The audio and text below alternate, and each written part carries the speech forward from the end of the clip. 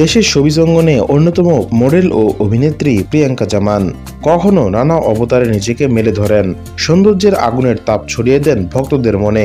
পাশাপাশি উপস্থাপনা, অভিনয় সহ নিজেকে নানা কাজে ব্যস্ত রাখেন তিনি।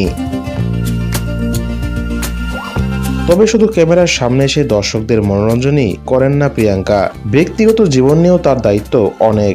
বিশেষ করে নিজের ধর্মীয় দায়িত্ব নিয়মিত পালন করতে অলসতা নেই তার। কাজেই 5 ওয়াক্ত নামাজ রোজার মধ্যে থাকেন, বাদ দেন না তাহাজ্জুদ। এই অভিনেত্রী মনে করেন নিয়মিত নামাজের মধ্যে থাকেন বলেই নিজের রূপ ধরে রাখতে পারেন তিনি।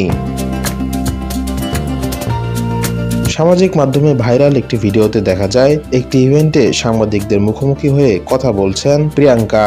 সেখানে নিজের রূপের রহস্য প্রসঙ্গে অভিনেত্রী বলেন, আমার সৌন্দর্যের পেছনে বিশেষ কিছু নেই, আমি ভালো মন নিয়ে সবার সঙ্গে চলার চেষ্টা করি, তাহাজ্জুদ ও 5 ওয়াক্ত নামাজ আদায় করি। আমার বিশ্বাস যে নামাজ পড়ে তার চেহারায় এমনিতে একটা নূর চলে আসে, সৌন্দর্য ফুটে ওঠে। 2013 সালে ছায়াছন্দ উপস্থাপনার মধ্য দিয়ে আত্মপ্রকাশ ঘটে প্রিয়াঙ্কা জামানের। এরপর বিভিন্ন নাটকে কাজ করা শুরু করতে থাকেন।